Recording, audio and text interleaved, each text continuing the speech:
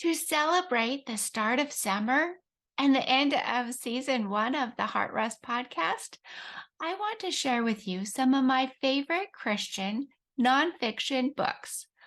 I pray these books will help you find heart rest and answer yes to summertime's invitation to read. Hi, I'm Crystal Storms, an author and artist. Welcome to the Heart Rest podcast. You're listening to episode 20. My desire is to help you exchange your weariness for oneness with Christ through biblical encouragement and practical tips so you can find rest close to His heart. If you struggle with overwhelm, weariness, or you just need the simple reminder that His grace is enough, you're in the right place for encouragement to rest in Christ. Listen in. I started sharing my favorite Christian nonfiction books on the blog in 2017. I'll link those blog posts in the podcast notes. This list is extra curated because it's been 2 years since I've shared my favorites. The About the Book descriptions come from Amazon, where I'm a grateful affiliate, followed with one of my favorite quotes from each book. The best quotes stick with you long after you turn the last page. Abundant Simplicity, Discovering the Unhurried Rhythms of Grace by Jan Johnson. Do you know what behaviors are life-draining for you? Separating you from God? Simplicity is about choosing the engaging relational life we were meant to live. It means shedding obligation and pretension. It means spending time, energy, and money in ways that help us become clear-headed. It means being intentional about what we do and how we live. These choices allow God's power to move through us and bless others as we have space to do good. A favorite quote: "The point of simplicity is not efficiency, increased productivity, or even living a healthier, more relaxed life. The point is making space for treasuring God's own self."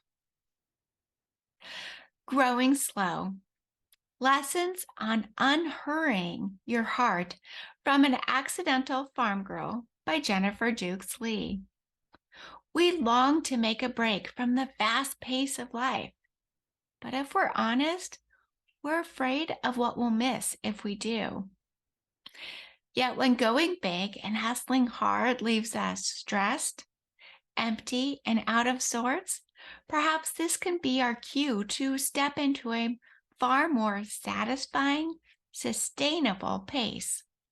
In this crafted, inspiring read, beloved author Jennifer Dukes Lee offers a path to unhurried living by returning to the rhythm of the land and learning the ancient art of growing slow. A favorite quote: "The little things are the big things, and those are the things that change the world." Keep a Quiet Heart by Elizabeth Elliot. When life gets too busy, too impersonal, and too much to handle, it's time to turn to God for some peace and quiet. Keep a Quiet Heart is a unique collection of some of Elizabeth's best work from her newsletter.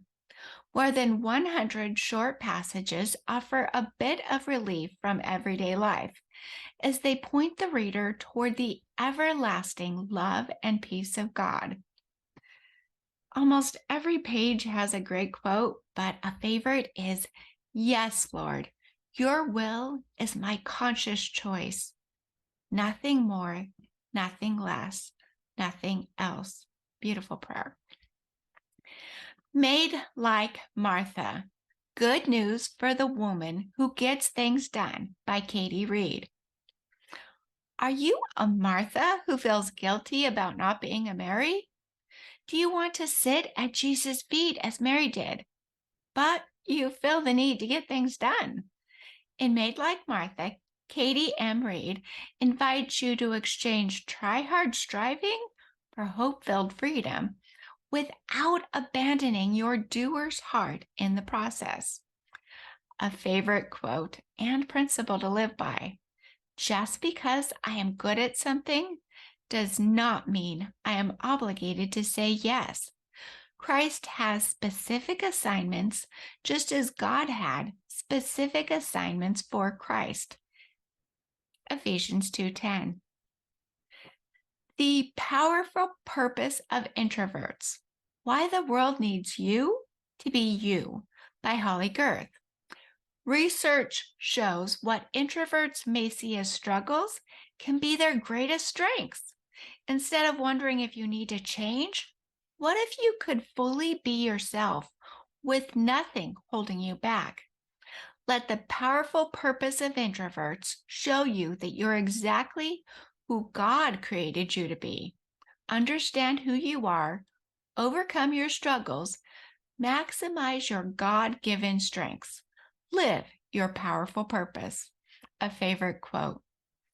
Our social schedules aren't a measuring stick for our spirituality.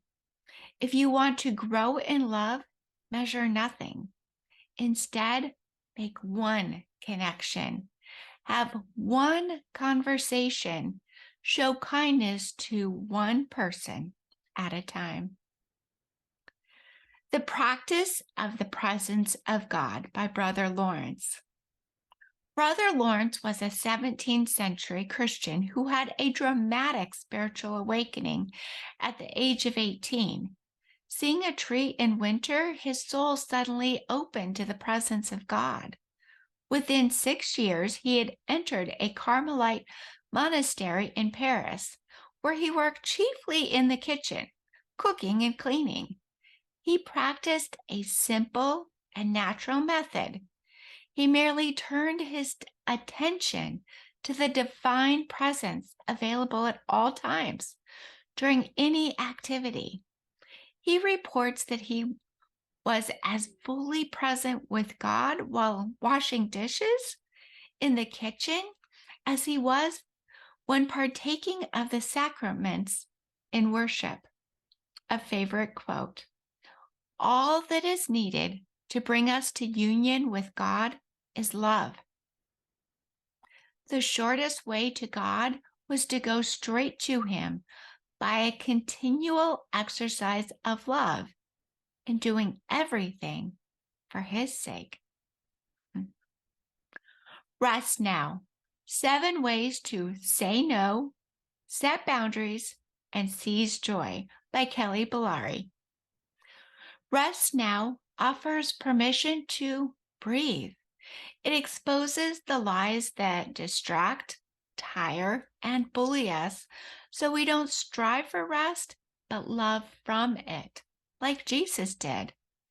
Learn how to create boundaries that allow you to overflow with love. Say no so you don't hate yourself later.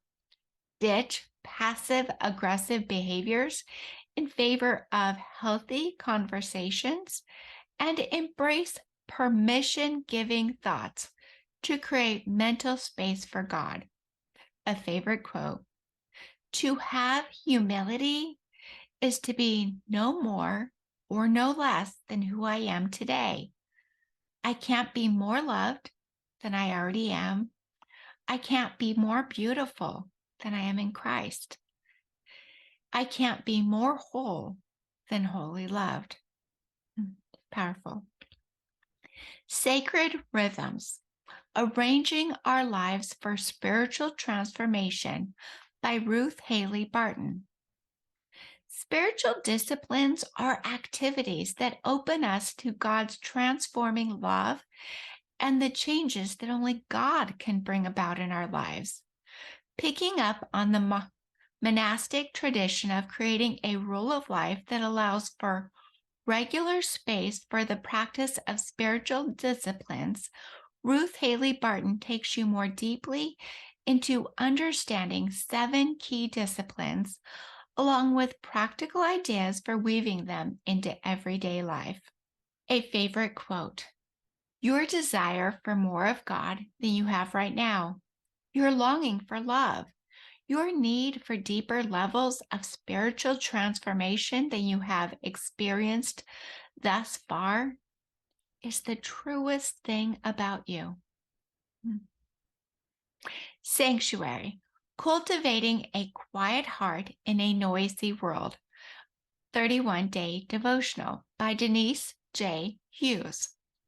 Find true peace in Christ among the busyness, noise, and pressures of life. This 31-day devotional explores what it means and what it looks like in very practical ways to lead the quiet life Paul speaks of in 1 Thessalonians 4:11 through 12. Readers will come to see that a quiet life doesn't mean escaping from the world around them, but centering their hearts on Christ so that they can live with a clear focus, a quiet confidence, and a steady pace. A favorite quote: part of cultivating a quiet heart is to live in a way that is free from the pursuit of more, to cherish what we already have, and to be at rest in a place of deep contentment. Waymaker, Finding the Way to the Life You've Always Dreamed of by Ann Voskamp. Deeply personal, Ann shares the moments of her life where the Waymaker transformed brokenness into beauty. Learn to encounter the Waymaker in surprising ways in your own life and begin to see him working in every miraculous detail. Even now, the Way is making the way to walk through waves and into a life more deeply fulfilling than your wildest dreams. A favorite quote, and there were so many.